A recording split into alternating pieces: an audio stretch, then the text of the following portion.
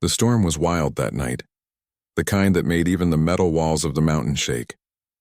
Lightning ripped across the violet sky, and rain fell in thick, heavy curtains that blurred the sharp peaks of Lunareth.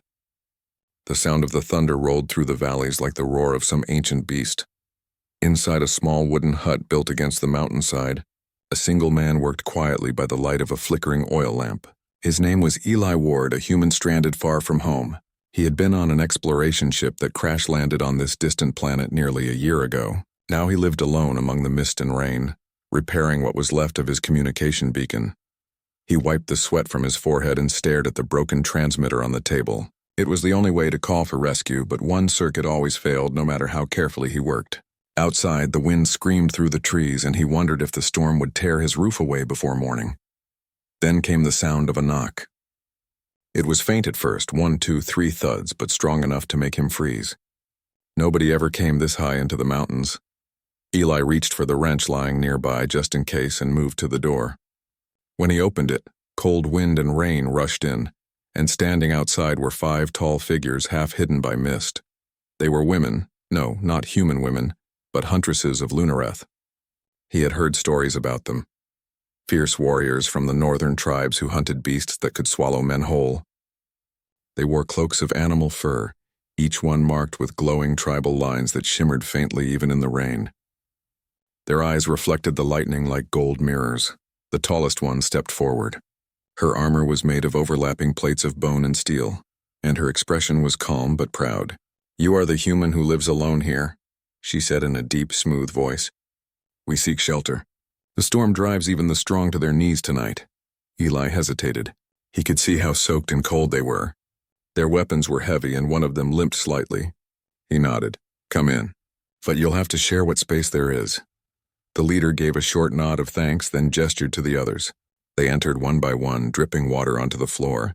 Eli quickly closed the door to shut out the wind. The small hut felt suddenly smaller, filled with the scent of wet fur, metal, and something earthy. The leader looked around and then back at him. "I am Kelra of the Crescent Hunt. These are my sisters."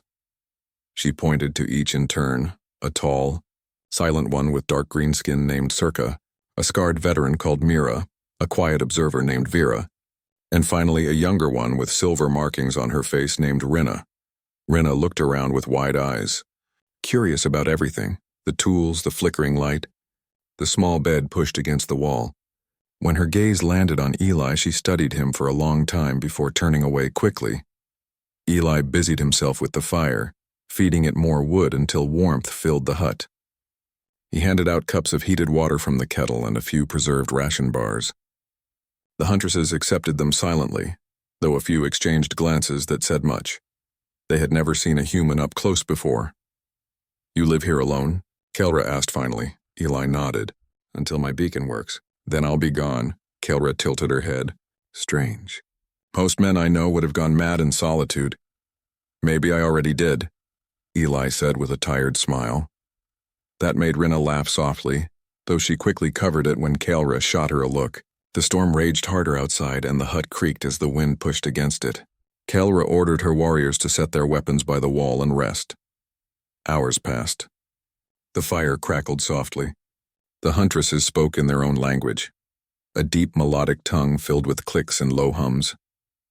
Eli couldn't understand it, but he could feel the tone, teasing, relaxed but with hints of something else. At one point, Rinna crouched near the table where Eli was adjusting a circuit board. She watched his hands move carefully between wires and sparks. "You shape metal as if it listens to you," she said quietly. "It listens when you're patient," Eli replied without looking up. "Machines only misbehave when they're scared." Rinna tilted her head, confused. "Machines feel fear?" Eli smiled faintly. "No, but sometimes I pretend they do. Helps me treat them gently." Her eyes softened. "That is strange, but kind," Kelra, overhearing, said sharply. "Rinna, let the human work. You talk too much." Rinna flushed slightly and turned away. The others chuckled under their breath. Later, as the fire dimmed and some of the warriors slept, Eli heard a whisper behind him. Soft, but clear. "I saw him first," Rinna murmured in her native tongue. "Mine." The words made the others laugh quietly. They teased her, though their amusement carried an edge. Among the Huntresses, rivalry was a common thing, especially over anything rare or beautiful, and a living human was both. Eli didn't understand their words, but he sensed the sudden shift in energy. The air grew warmer, heavier with unspoken thoughts. He pretended to focus on his transmitter, but his heart beat faster. Outside, thunder rolled again. The storm wasn't finished yet. Later that night, part of the roof began to leak. Eli grabbed a tool and went outside to secure it. The wind nearly tore the door off its hinges. As he fought to tie down the loose panels, Circa appeared behind him, helping without a word. Her strength was incredible. She lifted a whole beam by herself while he nailed it back in place. When they returned inside, soaked but successful, Kaelra nodded in approval. "You're not useless for a human," she said. Eli smiled. "I'll take that as a compliment." She gave a rare laugh, low and rough. It was 1. The hours stretched on. The Huntresses dozed in turns, their large frames resting near the fire. Rinna stayed awake, staring at the flames. She looked thoughtful, almost worried. "Why do you live so high in the mountains?" she asked softly. Eli thought for a moment before answering. "Because it's quiet. Because I can hear myself think. And because sometimes I like to forget I'm the only one left here." She looked at him, her eyes glowing faintly in the firelight. "You are not alone tonight." For a moment, neither spoke. The rain softened, turning to mist. The storm's fury was fading. When morning came, sunlight broke through the clouds. The mountains shone like glass, steam rising from wet rocks. Kaelra ordered her warriors to gather their things. The storm had passed, and they had to continue their hunt. Eli stepped outside with them. The air smelled clean and sharp. Rinna looked back at him several times as she adjusted her cloak. Kaelra approached him. "Human," she said. "You gave shelter to warriors of the Crescent Hunt. That debt will be remembered." Eli nodded. "You're welcome any time the weather turns bad again." Kaelra studied him for a long moment. There was something unreadable in her eyes, a mix of curiosity and respect. "You survive alone among storms. Few of our kind could do the same. Perhaps the spirits of Lunareth favor you." Rinna smiled faintly at that. "Or maybe he's just too stubborn to die." Eli chuckled. "That's probably closer to the truth." As they prepared to leave, Kaelra gave a sharp whistle. The Huntresses followed her down the path, their cloaks billowing in the wind. Only Rinna hesitated at the edge of the ridge. She turned one last time, her silver eyes meeting his. "Until the next storm," she said quietly. Then she was gone. Eli stood there for a while, watching until the figures vanished into the mist. The silence of the mountains returned, broken only by the dripping of water from the roof. He turned back inside, feeling the emptiness of the hut more than before. He sat down at his work table and looked at the broken transmitter again. He picked up his tools, but his hands paused over the circuits. He thought of Rinna's curious eyes, her quiet laugh, the strange words he didn't understand. "I saw him first." He didn't know what they had said exactly, but something in his chest told him those words might return to him again, like the echo of distant thunder. As night began to fall once more over Lunareth, Eli worked under the soft hum of his machines. Outside, the wind had gone still. Yet somewhere beyond the mountains, far away, another storm was already forming, carrying with it a destiny he could not yet imagine. 3 nights had passed since the storm ended. The air on Lunareth had grown quiet again, but Eli Ward could still feel a strange tension in the wind. The mountains that once gave him peace now felt different, as if they were watching him. He had spent his days trying to fix the transmitter again. The device was his only hope of contacting a rescue ship, yet the same faulty signal kept repeating.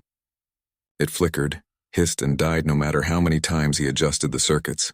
He suspected the storm had damaged more than he thought, but what unsettled him most wasn't the broken machine. It was the memory of the Huntresses, their sharp eyes, their laughter, and especially the silver-marked one, Rinna. Her gaze had lingered in his thoughts like the glow of distant lightning. He had tried to push her from his mind, but each night, when the wind howled faintly outside, he imagined hearing her voice again. On the 4th night, as the twin moons hung low over the mountains, a soft knock came at his door. Eli froze. The sound was familiar, quiet but firm. He rose slowly, hand reaching for the small metal bar he kept for protection. When he opened the door, the cold air rushed in, and standing there, cloaked and breathing hard, was Rinna, Her armor was scratched, and her eyes darted toward the dark woods behind her. "Rinna," Eli said, surprised. "What are you doing here?" She pushed past him quickly. "Close the door, now." He did as she said. When he turned back, she had thrown back her hood, revealing her damp hair and tense expression. "I came to warn you," she said, her voice low. "Kaelra's clan. They know what you're building. They believe your beacon is a weapon." Eli frowned. "It's just a communication signal. I'm trying to contact my people." "They do not believe that," Rinna said sharply. "They think you are calling others to invade our land. Kaelra plans to take you, Main, and your machine, but before that happens." Eli rubbed his forehead, trying to think. "She helped me. She didn't seem like someone who'd—" "Help and hunt are close words in our tongue," Rinna interrupted. "She respects you, yes. But respect does not stop fear, and fear makes even leaders cruel." Outside, thunder rumbled faintly across the distant peaks. Another storm was forming. Eli looked at the small window. "How long do we have?" Rinna hesitated. "Not long. They followed me. I told them I was going to find you alone, but Kaelra is not one to trust her warriors fully." Eli felt a cold knot form in his stomach. "So we have company coming." "Yes," Rinna said. "And when they arrive, they will not knock." For a moment, silence filled the hut. Then Eli began moving quickly. He gathered spare metal parts, power cells, and cables. "What are you doing?" she asked. "Setting up defenses," he said simply. "If they want my beacon, they'll have to walk through a storm of their own." Rinna watched him work. Fast, focused, his human hands steady even while the air outside began to hum with approaching danger. She helped without being asked, dragging heavy crates, connecting wires, and placing energy cells where he pointed. As they worked, the night grew darker. The wind rose again, whispering through the cracks. Finally, Eli stood back and flipped a switch. A soft blue light shimmered across the ground, a temporary defense field powered by scavenged energy cells. Rinna blinked in surprise. "You built this from scrap?" Eli shrugged. "It won't last long. But it might scare them off." Rinna smiled faintly. "You fight like one of us, human." He glanced at her. "I'd rather not fight anyone." Her smile faded. "Sometimes we don't get to choose." Moments later, movement appeared at the edge of the clearing. Shadows moved against the moonlight. 5 figures, tall and armed. Kaelra's voice carried through the wind. "Human, step outside! No harm will come to you if you surrender the device." Rinna tensed. "She lies. Once she has it, you'll be taken, or worse." Eli's jaw tightened. "Then I guess we stand our ground." Kaelra's voice came again, harder this time. "Do not make me order the charge, human. You are clever. Do not make me regret sparing you once." Rinna called out from behind the barrier, her tone sharp. "Kaelra, he means no harm." "You know this." "Then why hide with him?" Kaelra shouted back. "You betrayed the hunt to protect a stranger." Eli could see them now, the Huntresses in their armor, eyes glowing in the dark, weapons drawn. Lightning flashed behind them, lighting the rain-slicked rocks in silver. Kaelra raised her hand, and the Huntresses advanced. "Get ready," Eli said quietly. The first spear of plasma hit the barrier, sending a ripple of blue light across the field. Sparks flew, but the shield held. Eli quickly adjusted the power flow, rerouting extra charge from the beacon's core. The humming grew louder. Rinna crouched beside him, blade drawn. She moved like water, graceful and deadly. When one of the Huntresses tried to breach the barrier, Rinna countered with a strike that knocked the attacker backward. Kaelra's voice cut through the storm. "You would draw your weapon against your sisters?" Rinna shouted back, "They are wrong to hunt him." Eli barely had time to react before another blast hit the shield. It flickered dangerously. He scrambled to fix a broken wire while Rinna blocked another energy shot with her blade. "Keep it steady," he yelled. "Just fix it," she snapped back. For a few tense minutes, the world became a blur of sound and light. Thunder, plasma bursts, sparks flying in the rain. Eli's heart pounded as he worked, his hands trembling from exhaustion. Finally, the field stabilized again, glowing brighter than before. Kaelra hesitated, lowering her weapon. She looked at the barrier, and at Eli, who stood behind it, unarmed but unyielding. The rain fell harder. The sound of thunder rolled closer. "Enough," Kaelra said at last. "We came for answers, not blood." Rinna lowered her blade but didn't relax. "Then listen, not threaten." Kaelra stepped closer, her eyes narrowing. I see now what holds your loyalty, Rinna. You've chosen him. Rinna met her gaze. I chose truth. He is not our enemy. Kaelra turned her eyes toward Eli. And you, human, if you call others here, if your kind comes with ships and fire, we will not forgive it. Eli nodded. I'm not calling an army. I'm just trying to go home. Kaelra studied him for a long time. Rain ran down her face, and for the first time she seemed tired. Maybe I was wrong about you, she said finally. Maybe the storm did not bring you to us by accident. She looked at Rinna. Your place in the hunt will be judged later.